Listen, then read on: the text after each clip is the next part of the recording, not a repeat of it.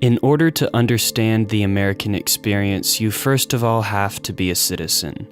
Some dedicate their lives to becoming one through the naturalization process. But for most of us, the Citizenship Clause of the 14th Amendment gives us the key to the American experience right from birth. This is where the controversy begins. Let me explain by first saying that I am a dual citizen. My parents, along with my half-brother and half-sister, immigrated to the U.S. from Russia in 1997 and became naturalized citizens in 2008. I was born in the U.S. 8 years earlier and became the first U.S. citizen in my entire family because of birthright citizenship. I also became a Russian citizen because of my parents' nationality. Of the near 200 countries in the world, only about 30 grant citizenship to newborns by right of soil. The rest of the world, like Russia, passes down citizenship to children through parents. However, had the US been like the rest of the world, I would have only been a Russian citizen while not having anything to do with that country. It's true, in no way do I feel Russian enough to call myself a Russian citizen. By the language I speak, by the people I associate with, and by the society I live in, I'd much sooner call myself an American. Thankfully, because of birthright citizenship, it was natural for me to act as a member of American society, and as a result bring my family closer to the American life they wanted to have. It has been this way for immigrant families for much of American history, and birthright citizenship has assured that the generations after will live in America, but with nothing in their way to enjoy and uphold American freedoms and values.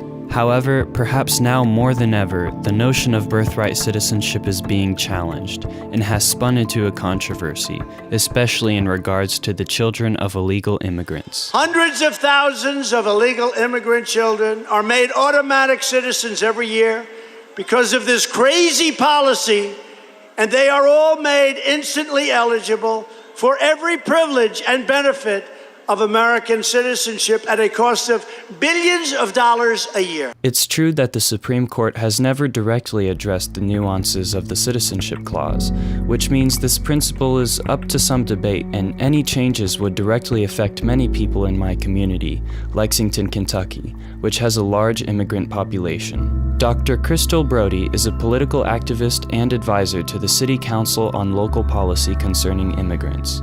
She says deportations of illegal immigrants could cost the city about $40 million, while also leaving many immigrant children alone at home. The city has to pay for the children to be taken care of in other families.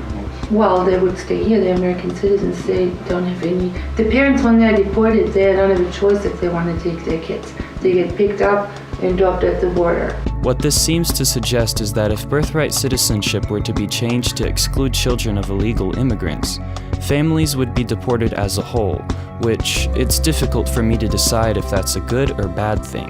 When speaking with my local representative over the phone, we touched upon so-called birth tourism, an industry that can only be possible in a country with birthright citizenship. It just seems the way this has evolved, it kind of trivializes being a United States citizen, I think, particularly for those who have come here through the legal channels and have spent the time, energy, and effort. I cannot believe that's what the drafters of the 14th Amendment intended. What does the public think about the issue? Polls seem to generally indicate a slight public preference for keeping birthright citizenship as is, even for unauthorized immigrants. You know, our founders were all from other countries. The fact that we have migrants that are so desperate for jobs that they're willing to come into our country illegally, work here, they pay taxes just like the rest of us, and have children here, I don't think we should punish their children. Even though I don't like the idea of the birth tourism, I still would not want to change the interpretation because of those few people who do that and take away the right of children that are born here and most of the time raised here in good faith. I know some people whose families came here unauthorized. One of such people I know wasn't born here, but his siblings were. He says removing birthright citizenship would adversely affect the opportunities his siblings currently have. The same applies to myself and many other immigrant children I know personally. Our longtime family friend from our first days in America, Dr. Boris Vinogradsky, has this to say about the whole issue. The debate about documented, undocumented immigration, we should leave aside because it's a separate issue.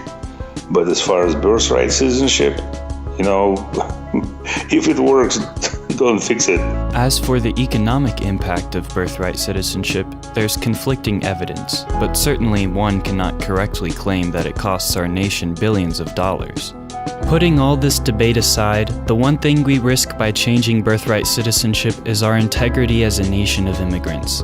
The US and the New World in general are special in that birthright citizenship empowers the next generation to take full advantage of the American experience, and as citizens to give back in return. As the greatest nation in the New World, the land of opportunity, we need to think twice about if we as a country are willing to give that up.